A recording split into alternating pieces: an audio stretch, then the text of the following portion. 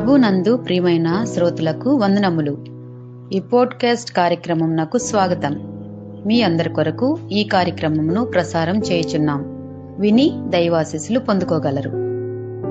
ప్రియమైన శ్రోతలకు మన ప్రభువైన యేసుక్రీస్తు నామంలో శుభోదయం. శ్రోతలారా, బాగున్నారా? మీ కొరకు ప్రతి దినం ఫీబా ఇండియా పక్షముగా ప్రార్థన చేస్తున్నాం. రండి, ఈ ఉదయకాలము దేవుని సన్నిధిలో క్రైస్తవ సమాజంలో చరితార్థులు అనే అంశము కొరకు మనం మాట్లాడుకుంటూ వారి జీవిత విశేషాలు, వారు దేవుణ్ణి కొనసాగించి దేవుని మీద ఆధారపడి దేవుని ప్రేమను సంగీతంలో, గేయ రచనలో వారు విశ్వవ్యాప్తంగా సంకీర్తన సాహిత్యాన్ని ప్రపంచానికి వదిలి వెళ్లిన ఆ సందర్భాన్ని జ్ఞాపకం చేసుకుని గడిచిన ఈ వారే రోజులుగా కీర్తిశేషులు పురుషోత్తమ చౌదరి గారి యొక్క జన్మదినాన్ని పురస్కరించుకుని దేవుని వాక్యముతో కూడిన చరితార్థులుగా ఆయన సేవలో వాడబడిన దేవుని యొక్క భక్తుల కొరకు మనం వింటూనే ఉన్నాం. ఈ ఉదయకాలము విలియం దాసన్ గారి కొరకు మీ మధ్యన చెప్పాలని ఆశపడుతున్నాను. తేనులకు తెలుగులో కలం చేతపట్టి గలం విప్పిన తెల్లదొర విలియం దాసన్ సంస్కృతాంధ్ర భాషలను స్వంతం చేసుకుని అమృతతుల్యమైన క్రీస్తు సందేశాలను ఆంధ్రావనిలో నలుమూలలా వ్యాప్తి చేసిన చరితార్థుడు రెవరెండ్ విలియం దాసన్. వీరి జననం, భాష అధ్యయనం, సంగీత సాహిత్యాన్ని కులంశకంగా ఈయన నేర్చుకోగలిగారు. ఆయన చరిత్ర చదువుతుంటే దేవుని యొక్క ప్రేమను పొందిన ఆయన ఏ విధంగా ఆ ప్రేమను పంచారో తెలుసుకోవడానికి అవకాశం కలుగుతుంది.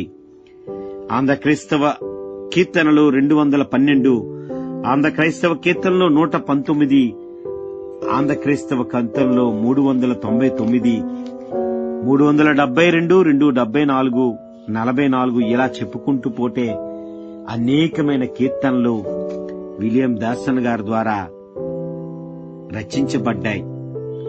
వీరు రాసిన కొన్ని కీర్తనలు పరిశీలించడం కూడా మనము ఆలోచింపదీయాలి. ఒక సంకీర్తాన్ని పరీక్షించాలనుకుంటే ఆంధ్ర క్రైస్తవ కీర్తనలో 212 మహాత్ముడైన నా ప్రభు విచిత్ర శిల్వ జోడనా అనే పాటను వ్రాసినప్పుడు సర్ ఐజాక్ వాట్స్ ఆయన ప్రసిద్ధ ఆంగ్ల సంకీర్తనకారుడు.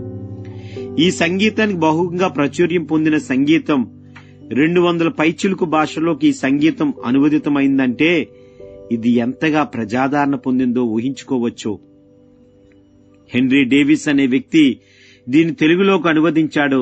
అది అనువాదంలాగే ఉంది. భాష కన్నా భావానికే ఎక్కువ ప్రాధాన్యతనిచ్చినట్లు కనిపిస్తుంది.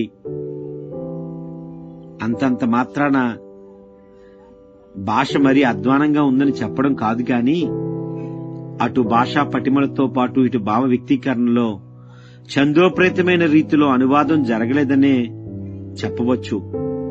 విలియం దాసన్ గారు చేసిన అనువాదాన్ని గమనించండి. సిరులెల్ల వృధగాగా పరీక్షించి నాకున్న గర్వము తిరస్కరింతున్, వేర మహిమ రారాజు మరణాద్భుతమ శిలువ నరయు చుట్టిన్ వేలన్ అనే ఆంధ్ర క్రైస్తవ కీర్తన 119వ కీర్తన మొదటి చరణంలో సిలువ అనే పదాన్ని క్రీస్తు మృతి అని, ప్రభు రక్తంబు అని ప్రతీకలు ముద్రించారు. ఏదైనప్పటికీ ఈ భాషను ఆయన నేర్చుకుని తెలుగు భాషలోనికి సంగీతం యొక్క ఆ సునాదాలు వినిపించడానికి దాసన్ గారు ఎంతో కష్టపడ్డ పరిస్థితులు, నేర్చుకున్న పరిస్థితులు జ్ఞాపకం చేసుకోవచ్చు. ఆయన విశాఖపట్నం, విజయనగరం ప్రాంతాల్లో పరిశోధన చేస్తే ఈ చరణాలకు ఆన్సర్ దొరికే పరిస్థితులు ఉన్నాయి. నిజానికి సంగీతానికి ఇదే దీటైన ముగింపు. అంత ప్రాముఖ్యమైన చరణాన్ని దాసన్ గారు ఎలా విస్మరించారో విస్తుపోక తప్పకపోవచ్చు కొన్నిసార్లు. ఏదైనప్పటికీ ఒక దశలో దాసన్ గారు అమితంగా మానసిక క్షోభకు గురయ్యారు. కెరటాలా వచ్చిపడే కష్టాలకు తడలిపోయారు. ఒక శ్వేత జాతీయుడు స్థానిక సంఘానికి ఆధిపత్యం వహించడం అని కొందరు సంఘ సభ్యులు విదేశీ మతాన్ని విస్తృతంగా ప్రకటిస్తున్నాడనే నగరవాసులు, భాష పాండ్యంలో మమ్మల్ని మించిపోతాడేమో అని పండిత బ్రాహ్మణులు దాసన్ గారిని నానా రకాలుగా వేధించసాగారు. అయినప్పటికీ యేసు ప్రేమను పొందిన ఆయన యేసు సువార్తను ప్రకటిస్తూనే ఉన్నారు.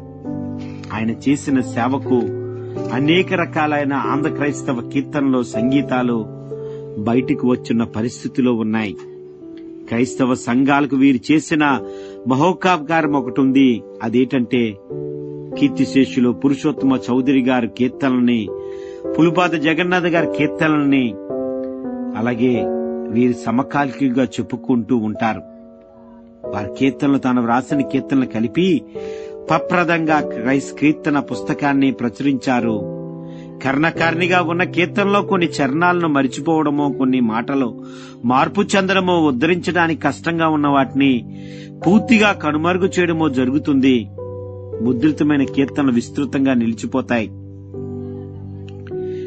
మరలా అచ్చువేసి మరిన్ని కీర్తనలు జోడించి పునరుద్ధరించుకుని సంఘాల్లో విస్తృతంగా పాడుకోవడానికి వీలవుతుంది.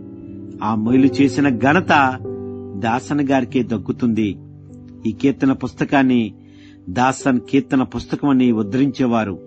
అంతగా ఈ పుస్తకాన్ని సంఘాలు ఆదరించాయి. అనేక సంఘాల్లో పాడుతూనే ఉన్నాయి.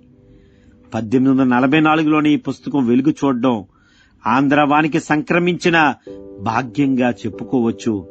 విసుగు విరామం లేకుండా శ్రీకాకుళం, విజయనగరం, విశాఖపట్నం ప్రాంతాల్లో చేసిన దాసన్ గారి సేవ అలసిపోలేదు.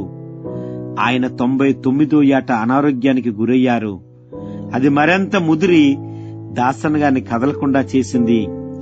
తన స్వదేశమైన ఇంగ్లాండ్కి వెళ్లి ఆరోగ్యం పుంజుకొని మరలా వచ్చి సేవను కొనసాగించవచ్చని భావించి సతీ సమేతంగా ఇంగ్లాండ్ ఓడలో ప్రయాణం కట్టాడు. ముందుగా భారతవనిలోనే మృతి చెందాలని భావించినా 10 మంది సలహా మేరకు స్వదేశానికి వెళ్లాలని నిశ్చయించుకున్నారు. ఓడ ప్రయాణం సుదీర్ఘమైన ప్రయాణం. సుమారు 60 సంవత్సరాల జీవిత ప్రయాణం. కష్ట నష్టాలు కూర్చిన ప్రయాణం. అన్నేళ్లు ఓపికతో భరించి ఒడుదొడుగులకు ప్రయాణమై ఒకనాడు తీరాన్ని చేరుకోవాలి. ఆవల వైపు కాలి నూతన జీవితాన్ని ప్రారంభించాలి. దాసన్ గారికి ఆవల వైపు స్వదేశీ గడ్డ కాదు, మరొకటి దానిపైనే దాని దృష్టిని సరించారు. అనేక రకాల పాటల్లో రాశారు. వాడలోనే అంత్యక్రియలు ముగించి విలియం దాసన్ గారిని జలసమాధి చేశారు. దాసన్ గారికి ఉన్న అకుంఠిత దీక్ష, సాహిత్య పిపాస, చిత్తశుద్ధి, నిస్సార్థ తర్వం ఆయన ఆదర్శప్రాయుడిగా, చరిచార్దుడిగా, అమరునిగా ఆవిష్కరింపచేసింది.